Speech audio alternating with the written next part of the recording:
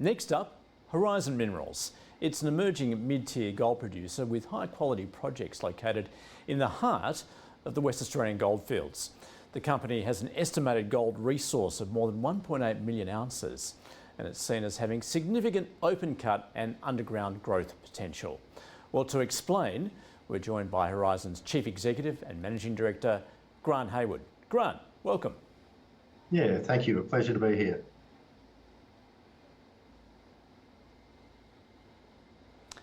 Grant, let's hear your presentation. Okay, no worries. Just wait for that to come up.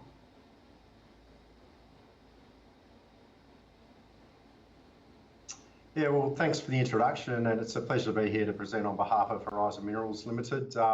We've just made a journey from a exploration through development company into production. So we've recently just poured our first gold bars from our Barara project last month. So very exciting times for the company and more growth plans to come.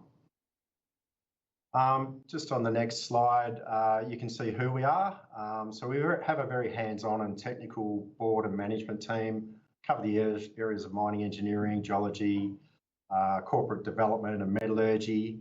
And the faces you see on screen there have got over 150 years of experience in operations, resource development and exploration in the heart of the goldfields of WA. So deep resource experience in the area in which we operate. Next slide. So what is our strategy? It's quite simple, really. We wish to generate cash flow from our assets using third-party infrastructure, and then we want to deploy that cash into two key areas. So we want to put our cash into targeted exploration to find the new big one through greenfields drilling and also extend our resource base through brownfields drilling. And we also want to apply our cash flow to develop our cornerstone assets and become a meaningful goldfields producer.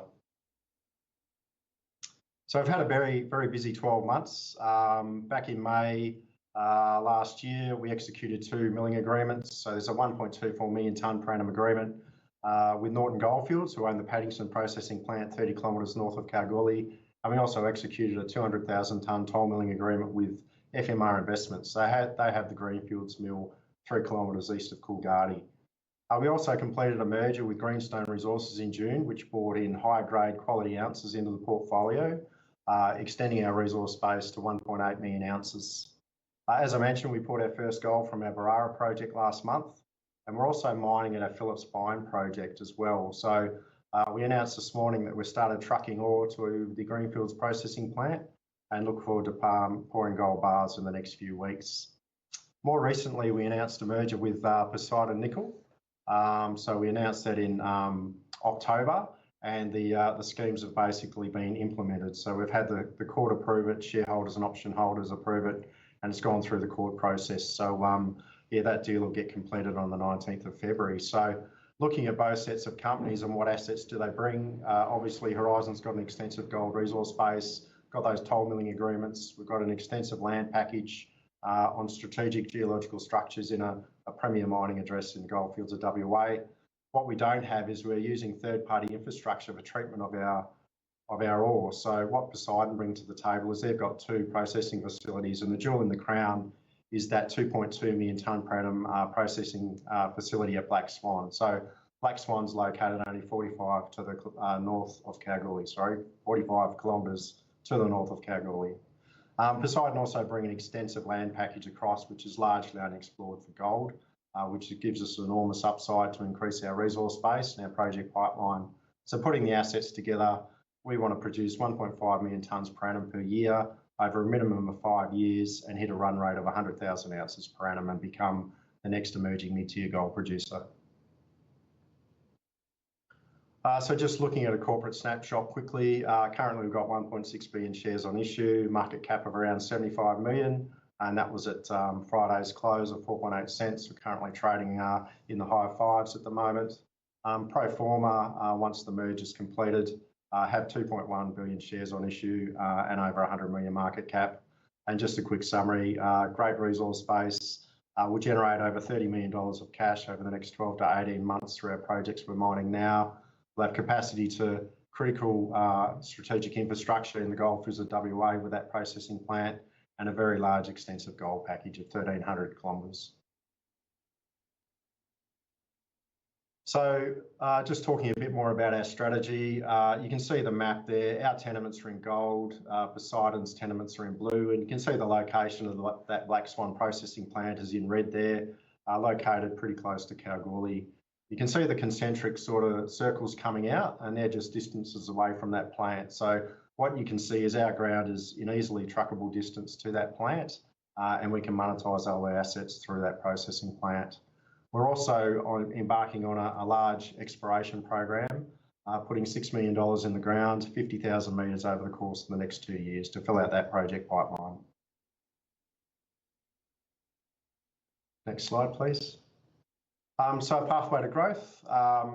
So the key is to acquire Poseidon. As I mentioned, the deal is done and it will be completed on the 19th of February. We're currently mining from 2 gold deposits through 2 processing mills and generating our cash. We'll undertake the refurbishment and repurpose of that Black Swan concentration plant into a gold plant. And we'll undertake those studies this year, and in parallel, we'll undertake mining studies to fill out that 5-year pipeline. So towards the end of this year, we'll complete the studies and then we can move forward with the refurbishment of that plant next year. So looking at our assets, Barara, as I mentioned, first gold pour happened last month. We started mining that project in August and transported over 50,000 tonnes to the mill. So we now are in gold production from that project and have cash flows coming back. Looking at the table on the right-hand side, you can see at a $3,600 an ounce gold price in Australian terms, that project will generate free cash of $30 million over the next 16 to 18 months, and obviously the gold price now in Australian dollar terms is well north of $4,000 an ounce, so we'll easily hit that target and exceed that cash flow target. We're also mining our Phillips Fine project, so we commenced mining this one in October. This project we've done a little bit differently. At Barara, we've got our own management team and technical team running the operations there. We didn't want to stretch our technical capability starting 2 projects 2 months apart, and also our balance sheet. So we've engaged a specialist miners, BML Ventures. So they're going to come in and sole fund this project.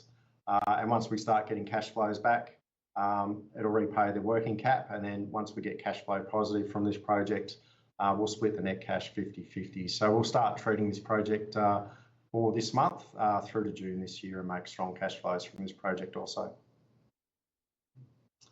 Looking at Black Swan, you can see the picture on the right-hand side there. So these are the existing nickel assets. You've got the Black Swan disseminated open pit, the Silver Swan high-grade massive sulphide. You can see the processing plant there on the left and the tailings dam on the right. So the tailings dam's got about 15 months of deposition in it to go, and it was partway through a left when this plant was put on care and maintenance. So we can complete the lift and get easily 2.5 to 3 years tailings in that pit. What I really love about this project is it's on grid power, so don't need to build a power station or run on higher cost diesel or gas. It's got a reliable source of grid power, and the other thing it's got is it's got its own water source and access to better quality water from third-party agreements. So the key things in any processing plant usually is, apart from the ore and the reagents, is water and power, and this project's got it in spades, fully approved and ready to go.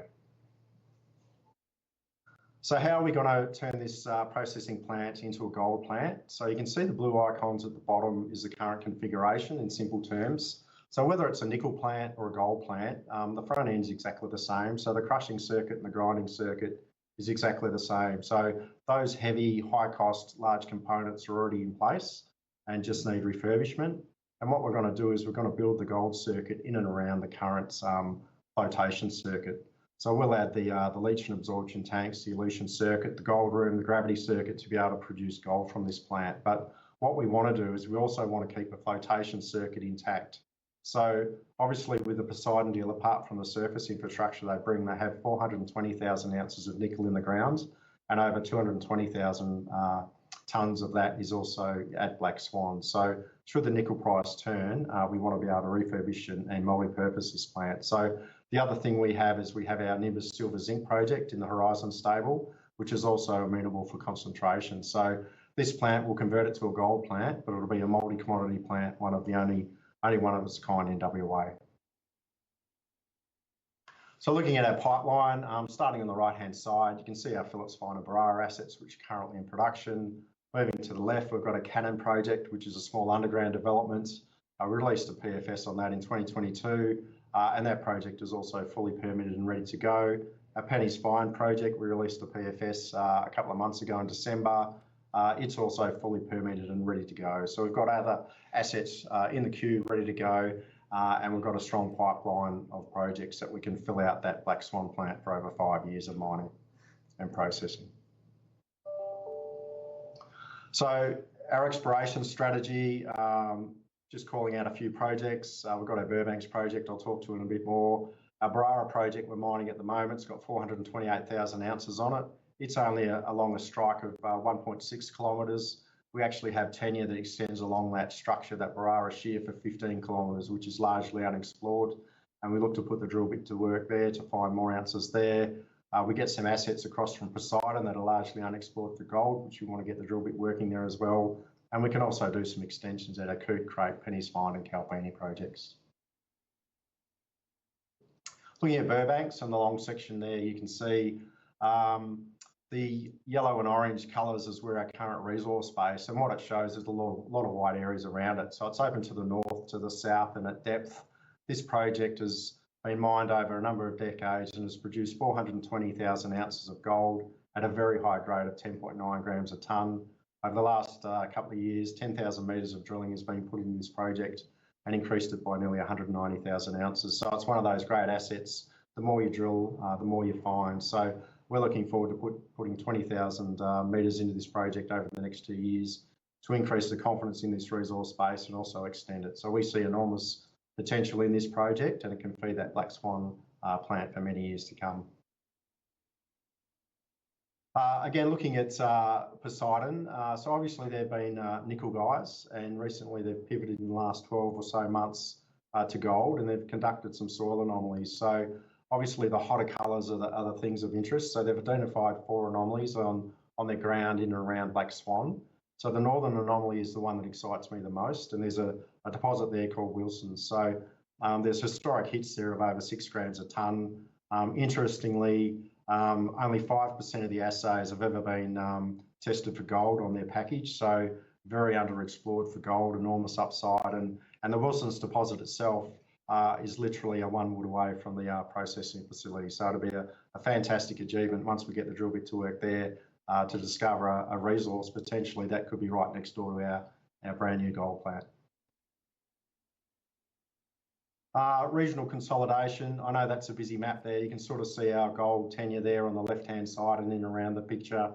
That doesn't include the Poseidon assets that has come over, but what I really wanted to show with this slide is we're not the biggest by market cap in the Goldfields region, but we're certainly a dominant player in the region.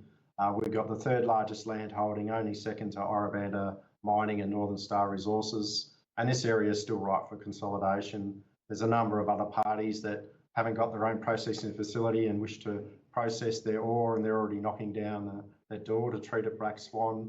And there's also some assets in the majors which are stranded from their processing infrastructure that don't quite fit their stable. So there's plenty more M&A action that we can get onto in the goldfields of WA.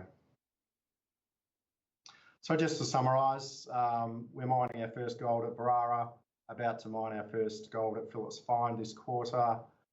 We've got other opportunities for more ore sales and turning more projects on and regional consolidation. We're going to complete the merger also this quarter. We're going to start those processing studies and the mining studies this year, make an FID at the end of the year to start that refurbishment of that Black Swan plant during next year and hopefully turn it on in 2026. So if you're looking for an emerging mid-tier gold producer, please take a look at Horizon Minerals. Presentation. Well, let's get to some viewer questions. And Grant, the first one relating to, obviously you picked up that resource there, Black Swan from Poseidon. What are the key risks in refurbishing Black Swan, and how are you going to control those costs and timelines? Yeah, that's a good question. The usual risks, there's technical risks that are involved because a lot of the big infrastructure is already there. A lot of the engineering and structural risks are de-risked. The financial risk, we're generating some of our own cash, so we believe that de-risks the project. So probably there's more technical risks we need to look at, and some of those are the ore that we put through. So we've got something like 16 deposits on a resource book. So we've done extensive metallurgy, but through the DFS process that we'll do, we're going to do a PFS that will sort of complete around the middle of this year, and then move into DFS, and that should de-risk a lot of those ore characterisation things that we need to work through the DFS. And financial risks, we are generating strong cash flows from our operations at the moment, and access to funds. We've already been starting some discussions if we need some more equity or debt in the current gold price environment. It's very favourable at the moment, but we're hoping to be able to fund the refurb from the operational cash flows we generate at the moment. And to the broader question then, with that Poseidon merger, how is that likely to drive immediate value, and what measures are in place to ensure that smooth integration?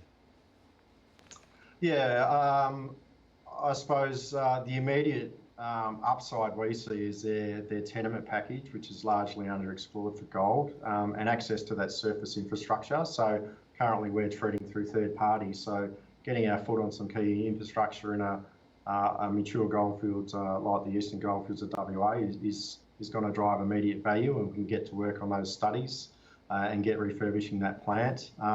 We completed our merger with Greenstone in June last year, so we've obviously recently done a merger, had a few growing pains and a few bumps in the road there, but we had an integration strategy there.